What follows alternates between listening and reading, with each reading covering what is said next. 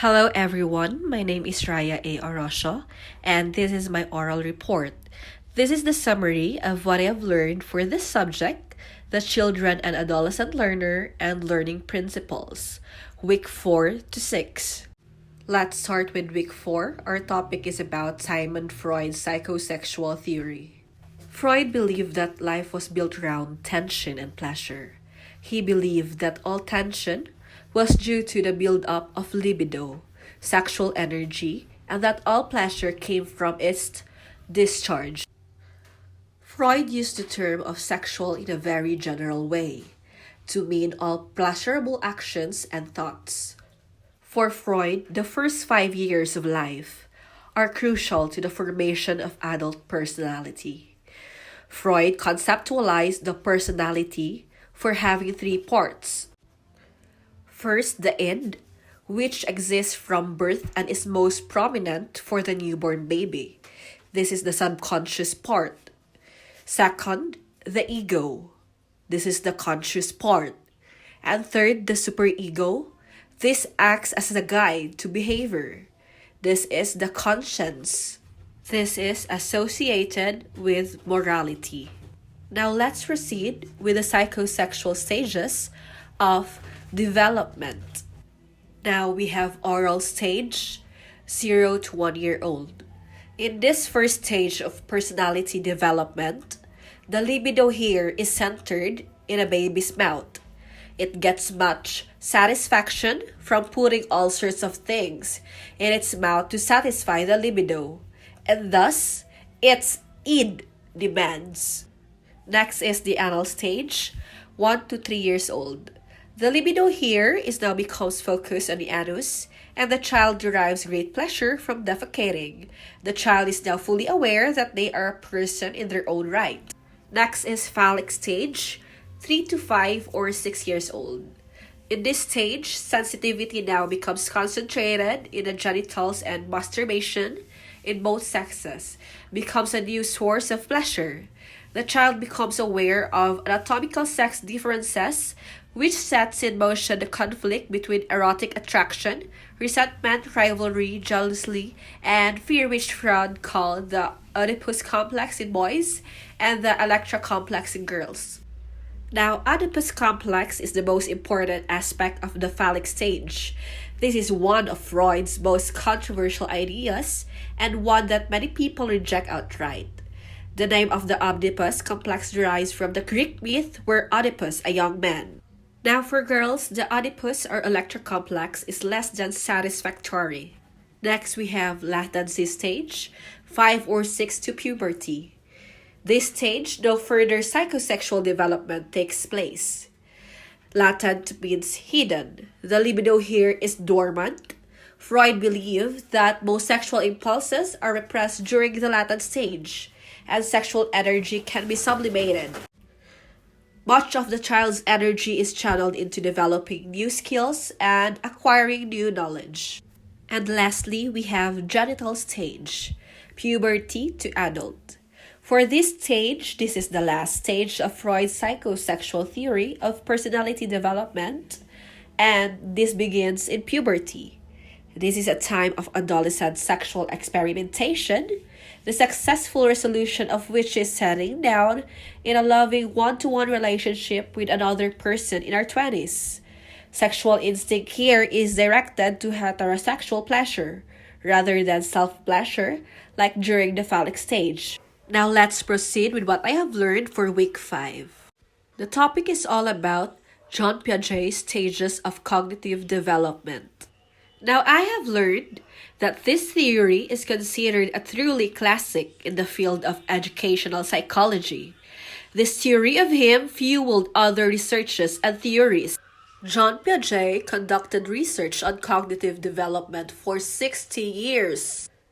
He called his general theoretical framework genetic epistemology because he was interested in how knowledge developed in human organisms.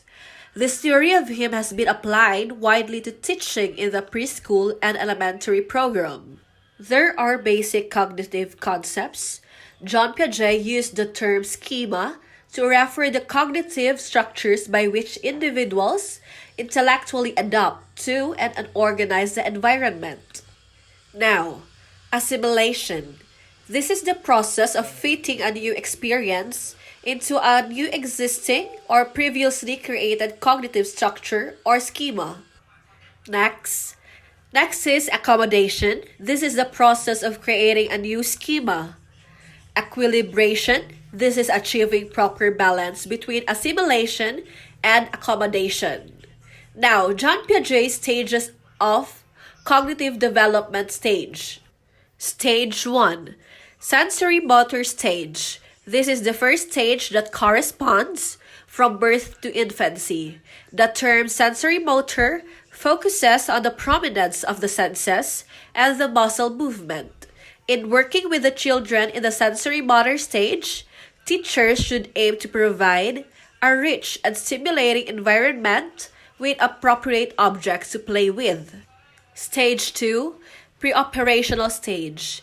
This stage covers from about 2 to 7 years old. Intelligence at this stage is intuitive in nature. This stage is highlighted by the following. First, symbolic function, the ability to represent objects and events. Next is egocentrism.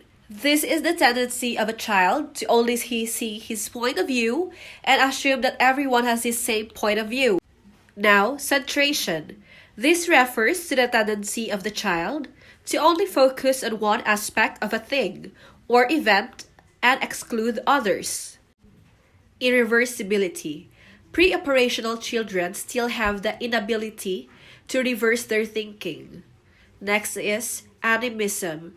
This is the tendency of children to attribute human-like traits of thinking or characteristics to inanimate objects. Transductive. Reasoning refers to the pre-operational child's type of reasoning that is neither inductive or deductive. Stage 3. Concrete operational stage.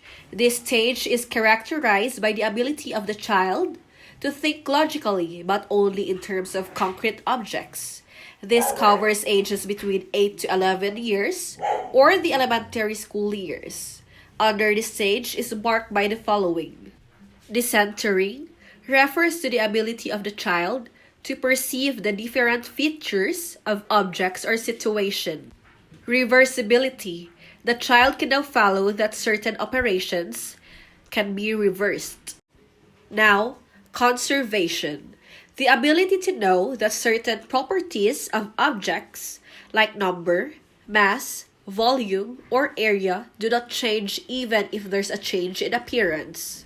Seriation refers to the ability to order or arrange things in series based in one dimension such as weight, volume, or size.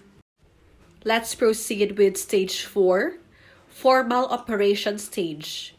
In the final stage of formal operation, covering ages between 12 to 15 years, thinking becomes more logical. They can now solve abstract problems and can hypothesize. This stage is characterized by the following. We have hypothetical reasoning, the ability to come up with different hypotheses about a problem and to gather and weigh data in order to make a final decision or judgment. Analogical reasoning, the ability to perceive the relationship in one instance and use that relationship to narrow down possible answers in another similar situation or problem. Lastly, deductive reasoning, the ability to think logically by applying a general rule to a particular instance or situation. Now, for week 6, our topic is all about Erik Erikson's psychosocial theory of development. Now, I have learned that Erikson drew a broader and more positive picture of what ideally should happen in each stage of Freud's psychosexual theory.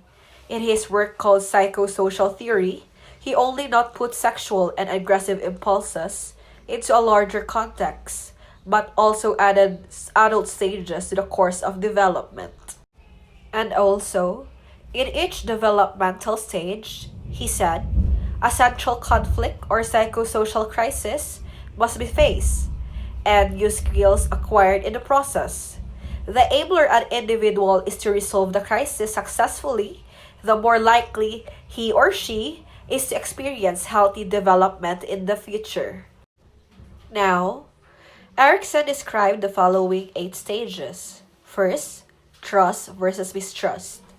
From birth to 12 months, the infant here forms a loving, trusting relationship with a caregiver, which in turn forms the foundation for the expectation of the world as a secure and pleasant place to live.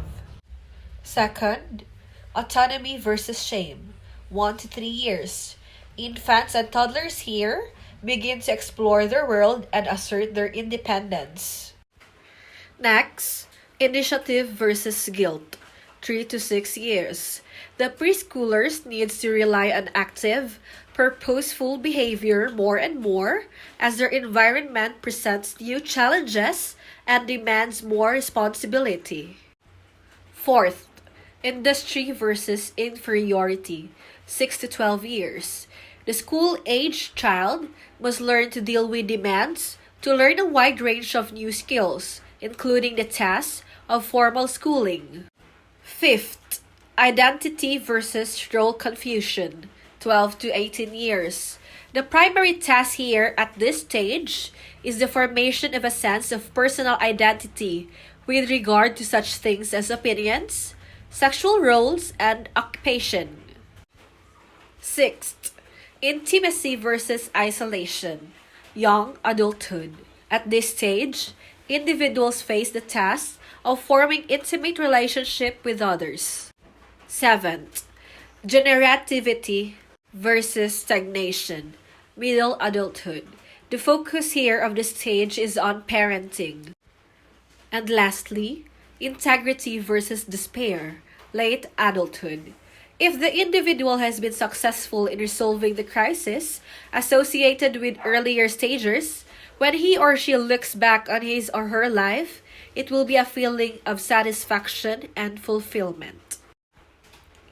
Like Freud's work, Erickson has been criticized for its Eurocentric male focus. Despite of all the arguments surrounding in Erickson's theory and the useful amendments that have been made to it, it is still widely used, sometimes with one or more of these amendments, as a framework for the study of human development. So that's all for week 4 to 6. Thank you.